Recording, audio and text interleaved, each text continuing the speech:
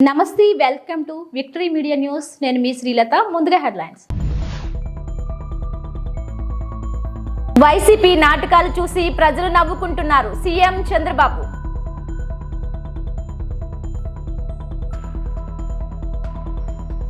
Chanchalguda jail నుంచి విడుదలైన అల్లు అర్జున్ తాను చట్టానికి కట్టుబడి ఉంటానని వెల్లడి. పోటెత్తిన సినీ ప్రముఖులు, అభిమానులు.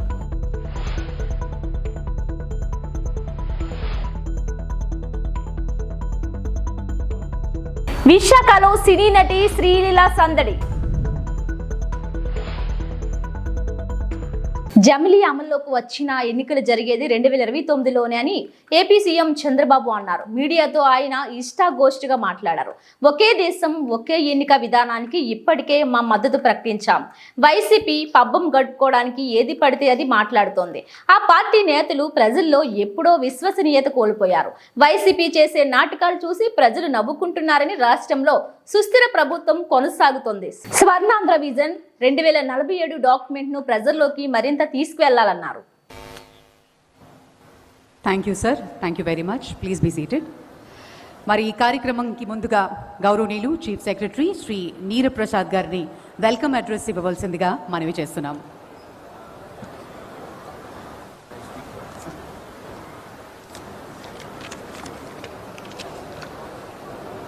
అందరికీ నమస్కారం. వేదిక పైన అధికారులు, ప్రజాప్రతినిధులు, ఈరోజు ఒక హిస్టారికల్ మీటింగ్ కోసం ఇచ్చేసినటువంటి సోదరమండలందరికీ పేరు పేరున మనస్ఫూర్తిగా నమస్కారాలు, అభినందనలు, శుభాభినందనలు. ఈరోజు మిమ్మల్ని అందరినీ చూస్తే ఒక కొత్త చరిత్రకు శ్రీకారం చుట్టడానికి ఇక్కడ సమావేశమయ్యాం. అలాంటి ప్రత్యేకత ఈరోజు చరిత్రలో ఎప్పుడూ మిగిలిపోయే విధంగా ఉంటుంది. రాష్ట్ర దశ దిశ మార్చే స్వర్ణాంధ్ర 2047 విజన్ని ఈరోజు ఆవిష్కరిస్తున్నాం.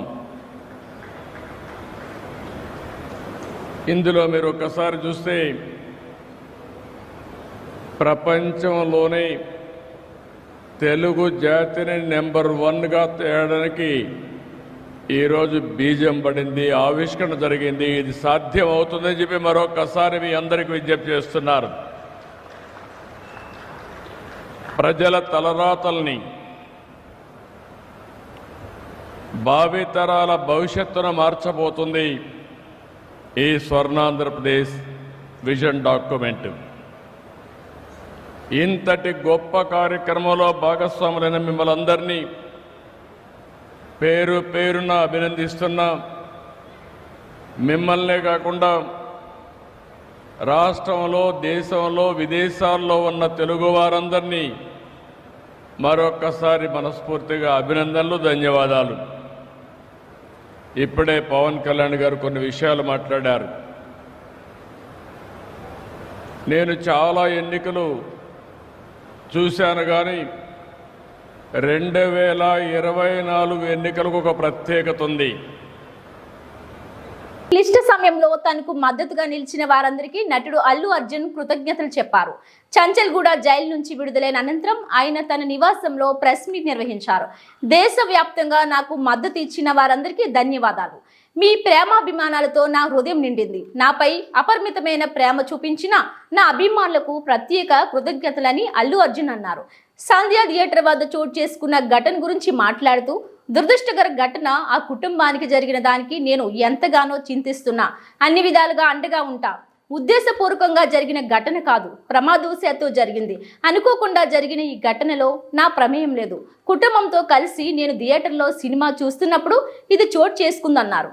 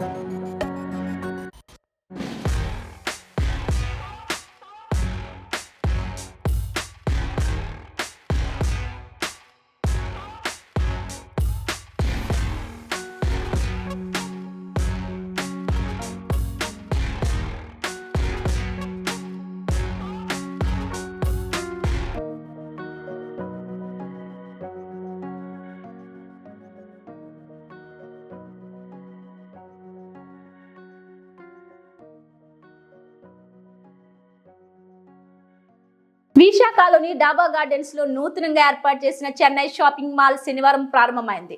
సినీ నటి శ్రీలీల దీన్ని ప్రారంభించారు.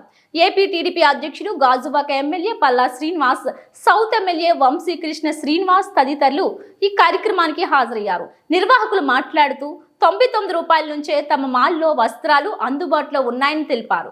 కాంబో ఆఫర్లు ఇస్తున్నామని తెలిపారు. ఈ సందర్భంగా శ్రీలీల మాట్లాడుతూ పుష్ప సినిమా ఇండస్ట్రీని షేక్ చేస్తుంది అన్నారు. బన్నీ విషయం పెద్ద షాకింగ్ అని అన్నారు. బన్నీ తప్పేమీ లేదని, బన్నీకి తమ మద్దతు ఉంటుందని అన్నారు.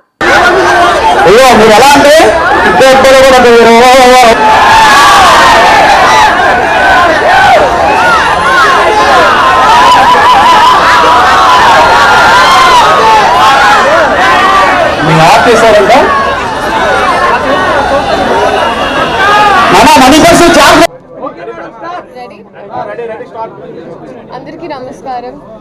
ఫస్ట్ ఆఫ్ ఆల్ వైజాగ్ రావడం చాలా చాలా ఆనందంగా ఉంది. చిన్నప్పుడు చాలా వెకేషన్స్కి వచ్చేదాన్ని. And now to come here to open Chennai shopping mall 24th store. ఇది మొన్నే రాజమండ్రిలో 22nd స్టోర్ ఓపెన్ చేస్తాం. మళ్ళీ ఇంకొకటి అయ్యి ఇప్పుడు 24th store. And very soon Vizianagaram కూడా నేనే opening the 18th store on the 18th. So ఇంత ఫాస్ట్ పేస్లో ఇంత ఎక్స్పాండ్ అవుతున్నారంటే I think it's also the quality and the quantity of their brand. ఎందుకంటే కలెక్షన్స్ అయినా ఇట్స్ వెరీ ఫాస్ట్ మూవింగ్. అందుకే ఎవరైనా ఇన్ని బ్రాంచెస్ ఓపెన్ చేయడానికి కారణం కూడా అదే. సో ఐ థింక్ అలాగా it should go to 100 also. And మనస్ఫూర్తిగా కోరుకుంటూ at the same time they also have gold. So gold అయినా with the right prices, right offers. So this is the right time అండి. ఎందుకంటే మనకి Christmas, new years, మళ్ళీ సంక్రాంతి వరుసగా పండుగలు ఉన్నాయి. సో ఇప్పుడే షాపింగ్ చేసుకొని స్టాక్ చేసేసుకుంటే it's very ideal. So Vizag Chennai shopping mall is here. So మీరందరూ రావాలి, వచ్చి షాపింగ్ చేయాలని. And I really like. ఇప్పుడు కొన్ని చూస్తుంటారు, the collections are very very pretty. And ఈ కలర్స్ ఆల్సో నాకు చాలా బాగా నచ్చింది. సో నేను ఐ డిసైడెడ్ టు వేర్ ఈ కలర్. ఎందుకంటే నాకు వైజాగ్ అన్నవండి ఫస్ట్ గుర్తొచ్చేది బీచ్. సో ఆ బీచ్ వైబ్లో బట్ అందరు రండి, come visit the store and come shopping. Thank you so much. Next movie is Robin Hood release అవుతుందండి. అనౌన్స్మెంట్ డేట్ అనౌన్స్ చేస్తారు. దాని తర్వాత రవితేజ గారితో ఒకటి. అండ్ కొన్ని అనౌన్స్మెంట్స్ ఇప్పుడు రేపు అనౌన్స్ అవ్వబోతున్నాయి. అలాగే వేరే వేరే లాంగ్వేజెస్ కూడా అదే. అవునండి.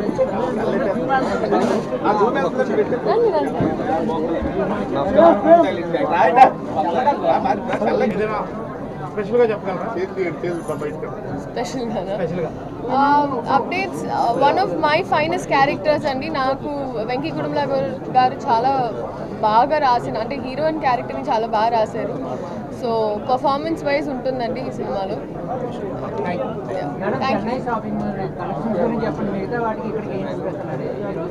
నాకు కలర్ కాంబినేషన్స్ బాగా నచ్చాయండి.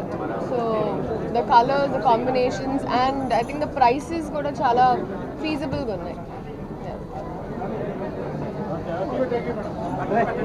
Thank you.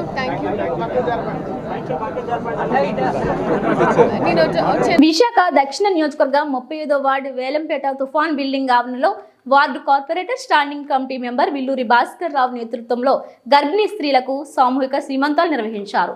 ఎన్టీఆర్ వైద్య సేవా కమిటీ చైర్మన్, దక్షిణ నియోజకవర్గం టీడీపీ ఇన్ఛార్జ్ సీతంరాజు సుధాకర్ ముఖ్య అతిథిగా హాజరై స్థానిక గర్భిణీ స్త్రీలకు సాంప్రదాయబద్ధంగా సీమంతం నిర్వహించారు. ఈ సందర్భంగా సీతంరాజు సుధాకర్, విల్లూరు భాస్కర్లు మాట్లాడారు. దక్షిణ నియోజకవర్గ ప్రజలకు అందుబాటులో ఉంటూ సమస్యల పరిష్కారానికి పలు రకాల కార్యక్రమాలు చేపడుతూ వస్తున్నట్లు చెప్పారు. అందులో భాగంగా ఈ సామూహిక సీమంతం కార్యక్రమం నిర్వహించినట్లు చెప్పారు. ఇటీవలే జరిగిన ఎన్నికల్లో కూటమి ప్రభుత్వాన్ని ఆశీర్వదించిన మహిళా సోదరి గర్భిణీలందరికీ కూడా రుణం తీర్చుకోవాలని ఆలోచనతో వారందరికీ కూడా రేపు రాబోయే రోజుల్లో చక్కని శిశువుకి మంచి ఆరోగ్యవంతమైన బిడ్డకు జన్మనివ్వాలని న్యూట్రిషన్ ఫుడ్, హార్లిక్స్, స్వీట్స్, చీరలు వంటివి ఇవ్వడం జరిగింది అన్నారు. కార్యక్రమంలో వార్డు అధ్యక్షుడు బుచ్చా రామరెడ్డి తదితరులు పాల్గొన్నారు. ఆరోగ్యం కూడా రకరకాలుగా ఉంటుంది. మీడియా మిత్రులందరికీ నమస్కారం. 35వ వార్డులో వెలంపేటలో ఈ రోజు నుంచి కొత్త ప్రభుత్వం ఆధ్వర్యంలో చంద్రబాబు నాయుడు గారు లోకేష్ బాబు గారు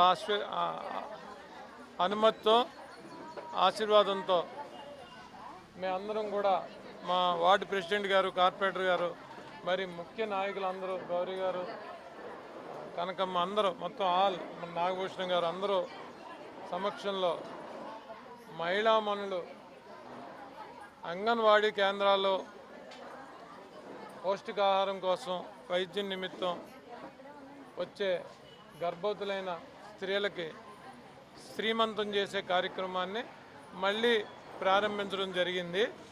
ఇది నిరాటంకంగా ఈ 5 ఏళ్ళు కొనసాగిస్తామని ప్రతి మహిళ, పేదరికంలో ఉన్న ప్రతి మహిళ దక్షిణ నియోజకవర్గంలో మా అందరూ వార్డు కార్పొరేటర్లు, ప్రెసిడెంట్ల ఆధ్వర్యంలో శ్రీమంతాలు చేసి తెలుగుదేశం పార్టీకి, మహిళామణులకి, మహిళల పట్ల ఉండే గౌరవాన్ని పెంచే ఉద్దేశంతో మేమందరం కూడా సోదరభావంతో చక్కగా ఈ పరిపాలన సాగించే అన్ని రకాలు కలిపిన క్యాజుతో తయారు చేసిన ఒక సోన్ పాపిడి స్వీట్ కానివ్వండి, తర్వాత అరటిపళ్ళు కానివ్వండి, కొబ్బరి బొండాలు కానివ్వండి, ప్రతిదీ కూడా అంటే సాంప్రదాయ ప్రకారంగా పసుపు, కుంకుమ, చందనం, ఆకులు, ఒక్కలు ఇవన్నీ వేసి ఏర్పాటు చేసి మనకి అంటే శ్రీమంతుడు, ఎందుకంటే మనసున్నోళ్ళే కాదు, మనసుండి కూడా మన పేద బిలో ప్రావర్టీ లైన్లో ఉన్న వారికి ఒక కోరిక ఉంటుంది. ఎందుకంటే మాకు కూడా ఏదంటే ఉన్నోళ్ళగా శ్రీమంతం జరిగితే బాగుంటుంది అని చెప్పేసి అలా అనుకునే ఆడపిల్లలందరికీ కూడా శ్రీమంతాలు చేద్దామనే ఒక గొప్ప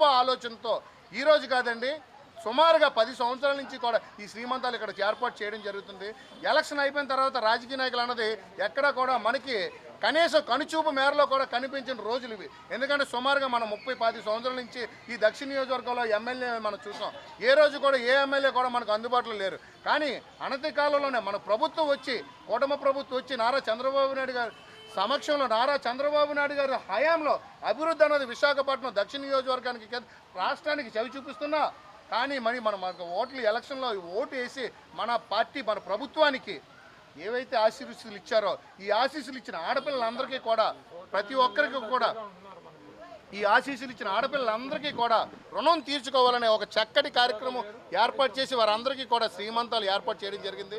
ఈ కార్యక్రమం మన సీతారాం సుధాకర్ అన్న సారథ్యంలో జరగడం నిజంగా మేము అందరికీ కూడా ఆనందదాయకంగా ఉందని చెప్పేసి తెలియజేసుకుంటూ, అలాగే అన్నగారి నేతృత్వంలో, నాయకత్వంలో దక్షిణ నియోజకవర్గం ఇంకా అభివృద్ధి చెందాలని, బలపడాలని నేను మనస్ఫూర్తిగా కోరుకుంటూ, ఇటువంటి సేవా కార్యక్రమాలు ఏం చేసినా సరే మా దక్షిణ నియోజకవర్గానికి, ఎందుకంటే బిలో ప్రావర్టీ లైన్లో కూటమి ఇన్ఛార్జ్ గారు కానివ్వండి, కూటమి ఎమ్మెల్యే గారు కానివ్వండి, వీరిద్దరు తాలూకా హయాంలో జరుగుతుంది. గ్రామ అభివృద్ధి కోసం పార్టీలకు అతీతంగా నీటి సంఘం ఎన్నికలు అందరం కలిసికట్టుగా నిర్వహించుకున్నామని బంగారమ్మపాలెం ఎంపీటీసీ సభ్యులు రాపేటి అరుణారాము తెలిపారు. అనకాపల్లి జిల్లా సబ్బవరం మండలంలోని నల్లరేగులపాలెంలో ఉన్న విజయరామరాజు సాగర్ ఆయకట్టు రైతుల సమక్షంలో నీటి సంఘం ఎన్నికలు శనివారం ప్రశాంతంగా జరిగాయి. మొదట ఏకీగ్రీవం కాకపోవడంతో పలు దఫాలుగా ఎంపీటీసీ సభ్యులు రాపేటి రాము చొరవ చూపి చర్చలు, ఇతర పార్టీ వాళ్ళతో చర్చలు జరపడంతో అందరూ కలిసికట్టుగా నీటి సంఘం ఎన్నికల్లో అభ్యర్థుల గెలుపు కృషి చేశారు. ఈ సందర్భంగా ఎంపీటీసీ రాపేటి అరుణరాము మాట్లాడుతూ, కైతరమణ అధ్యక్షుడిగా, బొట్ట సింహాద్రి ఉపాధ్యక్షుడిగా, డైరెక్టర్గా రాజా నాగన్న, రాపిడ్ రామకోటేశ్వరరావు, ముద్దాల అప్పలనాయుడు, గొలగాన పెద్దగొల్లప్పుడులు ఏకగ్రీవంగా ఎన్నికైన తెలిపారు. ఈ విజయాన్ని కృషి చేసిన సర్పంచ్ రామకోటికి, మాజీ సర్పంచ్ రామకృష్ణరాజుకి, గ్రామ పెద్దలకు ఆయన కృతజ్ఞతలు తెలిపారు. ఈ కార్యక్రమంలో ఎన్నికల రిటర్నింగ్ అధికారి పైడి మిలిత, విఆర్ఓ ఆనంద్ తదితరులు పాల్గొన్నారు. సభ్యులు మేము సఖ్యతగా పెట్టుకొని ఏకగ్రీవంగా ప్రతిపాదించడం జరిగింది. సుమారు మరి ఈ చెరువుకాల ప్రతిష్టత గత చాలా ఏళ్ళ నుంచి మీ అందరికీ తెలిసింది. దీనిలో ఆయకట్టుదారు సుమారుగా చెరువు పేరు విజయరామ సాగర్ అండి. సో దీంట్లో ఈరోజు మరి 6 సభ్యులు కూడా ఏకగ్రీవంలో చైర్మన్, ఉప చైర్మన్ కూడా మేము ఎన్నుకోవడం జరిగింది. ఒక సఖ్యతగా, రాజకీయాలకు అతీతంగా కూడా అందరూ కూడా లేకుండా, ఎటువంటి సమస్య లేకుండా కూడా ఇప్పటివరకు సమాలోచన చేసుకొని ఏకగ్రీవంగా ఎన్నుకునే జరిగింది.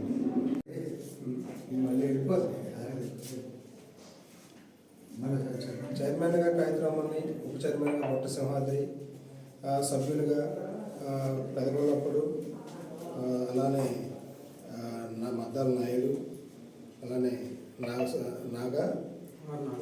నాగరాజు వీళ్ళందరూ కూడా సభ్యులుగా ప్రతిపాదించడం జరిగిందండి.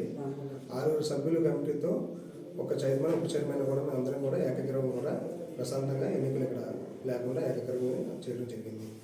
సంఘ అధ్యక్షులు, ఒకరు ఉపాధ్యక్షులు అండ్ 6 టీసీలు అండి. ప్రాదేశిక నియోజకవర్గ సభ్యులు 6.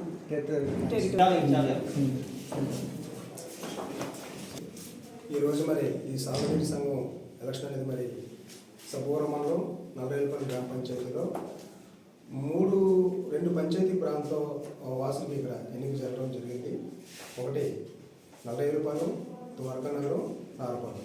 సాగునీటి సంఘం ఎన్నికలు నామినేషన్ పద్ధతిలో నామినేటెడ్ చేసుకోవచ్చని, ప్రజాస్వామ్యంలో ఇలా ఎందుకు తప్పుడు మార్గంలో నిర్వహిస్తున్నారు అంటూ కూటమి ప్రభుత్వాన్ని నిలదీశారు గండి రవికుమార్. అనకాపల్లి జిల్లా సబ్బవరం మండలంలో తహసీల్దార్ కార్యాలయం వద్ద ఆయన శనివారం మీడియాతో మాట్లాడుతూ తాను రైతుగా మాట్లాడుతున్నానని, మొగలిపురం తన గ్రామంలో పెదపట్ల చెరువు, మల్లునాయుడు చెరువు, నేరాళ్ల చెరువు, ఆయకట్టు రైతులు సుమారు 200 మంది ఉంటే 6తో ఎన్నికలు జరిపించి ఏకగ్రీవమైనట్లు ప్రకటించుకోవడాన్ని తప్పుపట్టారు. అపార అనుభవం ఉన్న ముఖ్యమంత్రి సాగునీటి సంఘ ఎన్నికలను నామినేషన్ పద్ధతిలో నియమించుకోవచ్చని, ఇలా ప్రజాస్వామికంగా ఎన్నికలు నిర్వహించడం శోచనీయమన్నారు. తమ పార్టీ అందుకనే ఈ సాగునీటి సంఘ ఎన్నికలను బహిష్కరించిందని, దీనిపై సమగ్ర దర్యాప్తు జరిపించి ఆయకట్టుగా రైతులకు న్యాయం చేయాలని ఆయన వినతి పత్రం సమర్పించారు. ఈ కార్యక్రమంలో నాయకులు ఎడ్ల నాయుడు, ఐడి బాబు, సిరిపురపు వాసు, బోకం శ్రవణ్ తదితరులు ఉన్నారు. ఏదైతే పెదబట్లవారి చెరువు, మల్లునాయుడు చెరువు ఉందో ఆ 2 చెరువులు కూడా సజావుగా రైతులందరినీ కూర్చోబెట్టి, జనరల్గా ఒక చెరువు కింద రైతులందరూ కూర్చొనే వాళ్ళు మాట్లాడుకుని వాళ్ళే ఎన్నుకొని ఆ పేర్లు ఇచ్చేసే పరిస్థితి గతంలో ఎప్పుడు చూసాం. మరి ఇప్పుడు ఎన్నడూ లేని విధంగా మరి ఇది నేను నేరెళ్ల చెరువుకు సంబంధించి మాట్లాడుతున్నాను. నేరెళ్ల చెరువులో నేను ఒక రైతుని. ఓటర్ లిస్టులో ఫస్ట్ పేరు గండి రవి అని చూడండి మీరే లిస్టులోని ఫస్ట్ నేమ్ నేను అదే రైతుగా ఇవాళ మాట్లాడుతున్నాను. ఆ చెరువు కింద ఉన్న రైతులు ఎవరికి ఇంటిమేషన్ ఇవ్వకపోగా మేము వెళ్ళి బీఆర్ఓ గారిని, ఏమమ్మా మరి మేము రైతులు ఉన్నాం కదా, పార్టీ పరంగా కాకపోయినా మేము రైతు పరంగా ఈ చెరువు కింద మేము వ్యవసాయం చేస్తున్నాం కదా, మరి మాకు ఇంటిమేట్ చేయాల్సిన బాధ్యత ఉందా లేదంటే మేము తాండోరా వేసామండి, అదే వేసామని దేశం చెప్తున్నాం. జనరల్గా సచివాలయాల్లో నోటిఫికేషన్ అంటిస్తారు. ప్రతి సచివాలయంలోని ఏ చెరువు ఎలక్షన్ అయితే ఆ చెరువు తాలూకు ప్రొసీజర్లు పెట్టుకొని నోటిఫికేషన్ అంటిస్తారు. ఇలాగా చూడండి, ఇలాగా ఇందులో మల్లునాయుడు చెరువు ఉంది, పెదబట్లవాని చెరువు ఉంది, నేరెళ్ళవాని చెరువు లేదు. నేరెళ్ళవాని చెరువు లేదు, నేరెళ్ళవాని చెరువు కింద రైతులకి ఇంటిమేషన్ లేదు. ఒక 6 పేర్లు ఇచ్చేసి ఇవాళ మీరు వెళ్ళి చూస్తే మొగలపురంలో ఒక 10 మంది ఎంతమంది వచ్చారు సుమారు. ఈ ఓటర్ లిస్ట్ కూడా మీకు ఇస్తాను. 170-200 మంది రైతులు ఉంటే 6 పేర్లు రాసేసుకొని 10 మంది వెళ్ళి ఓట్లు వేసేస్తే వీళ్ళనే మీరు ఇచ్చేస్తే మేమేమంటున్నామంటే ఈ మాత్రం దానికి ఎలక్షన్ ప్రొసీజర్ ఎందుకు మీకు? అంటే పెందుర్తి నియోజకవర్గానికి వైఎస్ఆర్ కాంగ్రెస్ పార్టీకి ప్రాతినిధ్యం ఇస్తున్నారు మీరు. దీన్ని రాజకీయ దురుద్దేశంతోనే మీ పేరు మీకు చెప్పలేదని అంటారా? ఇది రాజకీయ దురుద్దేశంతో నేను మాట్లాడలేదు. ఆల్రెడీ మీరు ఈ విషయాన్ని మా పార్టీ ఎలక్షన్స్ బహిష్కరించిందని చెప్పి మా నాయకులు జగన్మోహన్ రెడ్డి గారు ఏదైతే చెప్పారో దాన్ని మేము శిరసా వహిస్తున్నాం. మేము అడిగింది ఏంటంటే యాజ్ ఏ రైతుగా నేను మాట్లాడేది ఏంటంటే, చెరువు కింద మీరు ఎలక్షన్ జరిపేటప్పుడు ఎలక్షన్ ప్రొసీజర్ మీకు తెలుసు. సుమారు 14 సంవత్సరాలు ముఖ్యమంత్రిగా చేసి 15 సంవత్సరాలు ప్రతిపక్ష నాయకుడిగా ఉన్నారు మీరు రాష్ట్రంలో. మీకు అన్ని ప్రొసీజర్లు తెలుసు. ఎలక్షన్ జరిగేటప్పుడు ఎలక్షన్లో రైతులందరినీ ఇన్వాల్వ్ చేసి ఆ విధంగా జరపమని మేము ప్రజాస్వామికంగా జరపమని మేము కోరుతున్నాం. మీరు ఇలా ఈ విధంగా దొంగచాటున ఇంటిమేషన్ లేకుండా చేసేసుకునే నామినేటెడ్ చేసేసుకోండి, మేము అడగట్లేదు కదా. ప్రతి చోట ఇవి ఏకపక్షంగా జరుగుతున్నాయని భావిస్తున్నారు. ఏకపక్షంగా ఇప్పుడు తవ్వానిపాలెం ఉంది. ఇప్పుడు శ్రావణ్ చూడండి, శ్రావణ్ వచ్చాడు ఇక్కడ నామినేషన్ చేశారు వీళ్ళు. తవ్వానిపాలెంలో యాజ్ ఎ రైతుగా ఈయన కూడా అక్కడ ఒక లీడ్ చేస్తున్నాడు. చొక్కాకల వెంకట్రావు లాంటి వ్యక్తి తనకు సహాయ సహకారాలు అందించకపోతే ఈ మాత్రమేనా నేను చేసి ఉండేవాడిని కానని అన్నారు మదర్ చారిటబుల్ ట్రస్ట్ వ్యవస్థాపకుడు డాక్టర్ సత్య గంగరాజు. అనకాపల్లి జిల్లా సబ్బవరం మండలంలో శనివారం స్టేట్ బ్యాంక్ ఆఫ్ ఇండియా వద్ద మదర్ చారిటబుల్ ట్రస్ట్ కార్యాలయంలో ట్రస్ట్ ఆధ్వర్యంలో సుమారు 200 మంది పేదలు, వృద్ధులకు ఉచితంగా రగ్గుల పంపిణీ కార్యక్రమానికి ముఖ్య అతిథిగా విచ్చేసిన చొక్కాకల వెంకట్రావు మాట్లాడుతూ అనేక మందికి పేదలకు సేవ చేయడం నిజంగా గొప్ప విషయమని, సేవ చేయాలన్న మనస్తత్వం ఉండడమే ఈ రోజుల్లో గొప్ప విషయం అన్నారు. ట్రస్ట్ సొంత భవనాల్లో కార్యకలాపాలను ప్రారంభించాలని తాను అనుకుంటున్నట్లు, దానికి తాను అన్ని విధాల సహకారాలు అందిస్తారని తెలిపారు. ఈ కార్యక్రమంలో సర్పంచ్ డి ప్రసాద్, ట్రస్ట్ సభ్యురాలు డి పద్మావతి, ట్రస్ట్ సభ్యులు పాల్గొన్నారు. పరిస్థితి నా తల్లి గారి యొక్క ఆశయాల కోసం బ్రతికితే పేదరహిత సమాజంగా ఈ సమాజంలో నాకంటూ ఒక గుర్తింపు ఉండాలి. ఎందుకంటే బతికినప్పుడు సాధారణంగా బతికే ఉన్నాను పుట్టినప్పుడు, కానీ చనిపోవడం అనేది ఈ సత్వరంలో ఒక జనసంద్రమ మధ్యలో నేను చనిపోయినటువంటి పరిస్థితి ఆ రోజు వచ్చినట్లయితే ఈ జనాల మధ్య నా యొక్క చేసిన సేవలు ఈ సమాజంలో శ్రేయస్థాయిగా ఉండాలనే ఉద్దేశంతో ఈ యొక్క సేవా కార్యక్రమాన్ని ప్రారంభించిన తరుణంలో ఖరీదైనటువంటి భూమిని ఈ రోజు ఈ ట్రస్ట్ గురించి వెచ్చిస్తున్నటువంటి మరి సోదరుల గంగరాజు గారు నిజంగా అభినందించాలి. ఈ రోజు ఆ గుండె ధైర్యం కావాలి. అది తప్ప వేరే అవకాశాలు లేవై ఆర్థికంగా వేరే అవకాశాలు లేనప్పుడు కూడా ఆయనే కాదు, ఆయన సతీమణి గారు కూడా, ఎందుకంటే మనం అభినందించి తప్పదు. ఈరోజు ఎంతో మందికి ఉన్నవాళ్ళు ఉన్నారు. కాలు అరిగిపోయినా సరే ఎందుకు నేను ఏదైతే మా తల్లిదండ్రులు సంపాదించినటువంటి ఆస్తి ఉందో మరి దానిలో నేను ఇస్తానని చెప్పేసి ఈరోజు దగ్గర 50-60 సెంట్లు ఇందాక బ్రదర్ అన్నారు, కానీ నేను చూసిన 18 సెంట్లు అయితే బిల్డింగ్ అయితే 18 సెంట్లే. కానీ భీమిలి నియోజకవర్గ మధురవాడ శిల్పారామంలో నేటి నుండి 26 తేదీ వరకు చేనేత మేళా రాష్ట్ర చేనేత వస్త్ర ప్రదర్శన శిల్పారామంలో మధురవాడ ప్రారంభించిన స్థానిక ఎమ్మెల్యే గంటా శ్రీనివాసరావు చేనేత కార్మికులు, చేనేత వస్త్రము కళాకారులకు మధ్యవర్తుల ద్వారా కాకుండా నేరుగా అమ్ముకున్నటకు మరియు రాష్ట్రం యొక్క సంస్కృతి ప్రజల్లో ప్రాచుర్యం కల్పించటకు ఆంధ్రప్రదేశ్ శిల్పారామం సొసైటీ వారు చేనేత రాష్ట్ర చేనేత వస్త్ర ప్రదర్శన శిల్పారామం మధురవాడ విశాఖపట్నంలో 14 రోజుల పాటు 60 మంది కళాకారులు భారతదేశంలోని అనేక రాష్ట్రాల నుండి వచ్చి తమ ఉత్పత్తులను అమ్మటానికి ప్రారంభించారు. అభివృద్ధి కమిషనర్ న్యూఢిల్లీ వారి సౌజన్యంతో ఆంధ్రప్రదేశ్ శిల్పారామం సొసైటీ వారు ఈ రాష్ట్ర చేనేత వస్త్ర ప్రదర్శన నిర్వహిస్తున్నారు.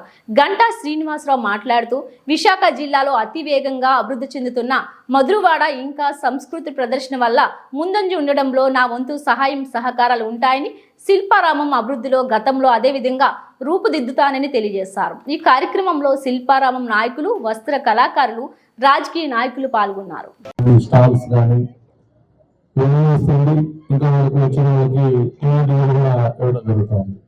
ఇంకా ఎందుకు చెప్పాలంటే కేంద్ర ప్రభుత్వం కానీ ఇటు రాష్ట్ర ప్రభుత్వం కానీ ప్రత్యేకంగా ఈ కుటుంబాల్లో ఉన్న ఈ కళ అంతరించిపోకుండా దాన్ని ఇంకా ప్రోత్సహించాలని ఉద్దేశంతో ఈ కార్యక్రమం చేస్తుంది.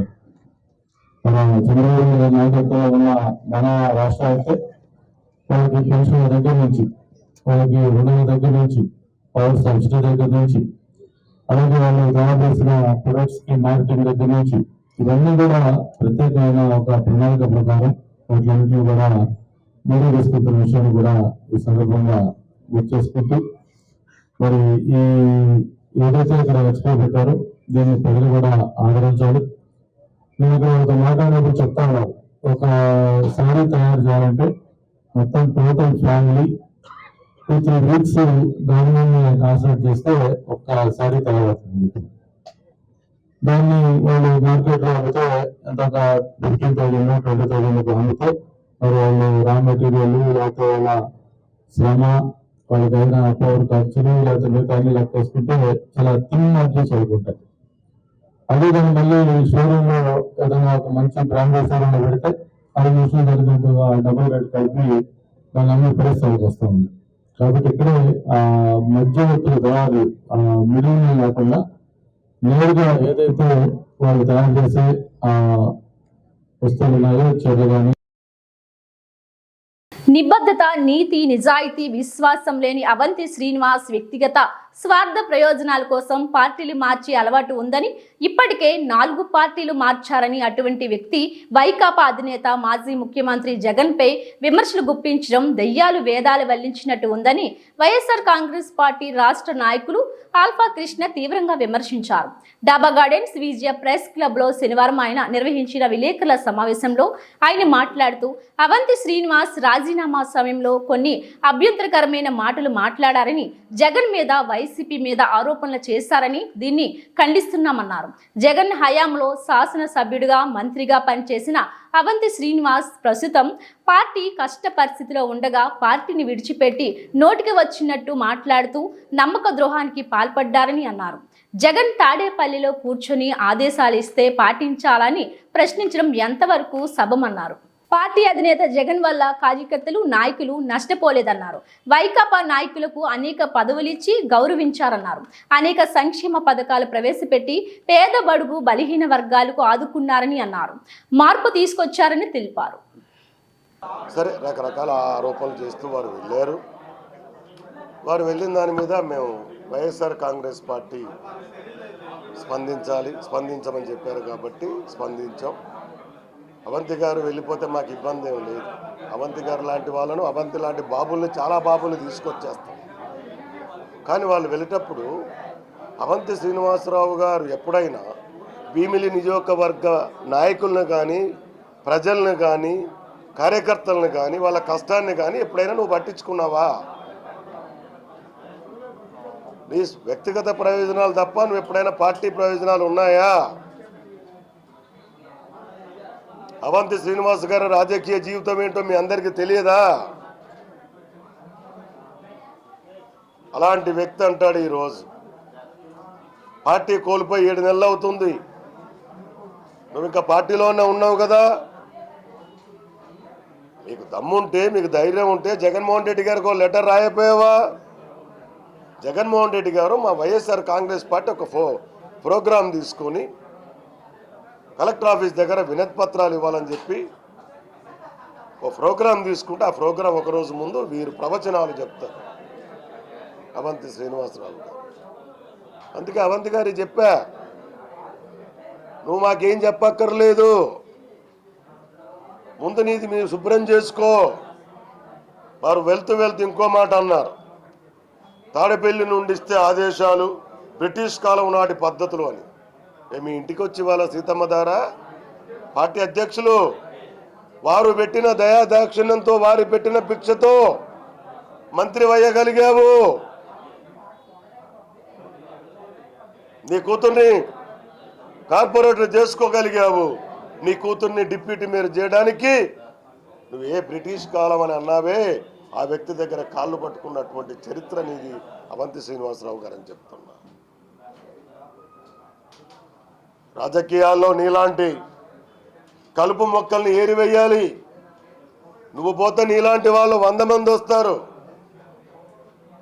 నువ్వు పోయినంత మాత్రాన భీమిలి నియోజకవర్గానికి దరిద్రం పోయింది, శని పోయింది, పీడ పోయింది, పీడ విరగడైంది. భీమిలి ప్రజలు ప్రశాంతంగా ఉన్నారు. నమస్కారం పెడితే సంస్కారం పెట్టని దిక్కుమాలిన సంస్కార హీనుడివయ్యా నువ్వు మా జగన్మోహన్ రెడ్డి గారి గురించి, మా పార్టీ గురించి మాట్లాడుతున్నావు. నీకు హక్కు ఉంది, వెళ్ళిపో. 2009లో ఏ పార్టీలో ఉన్నావు?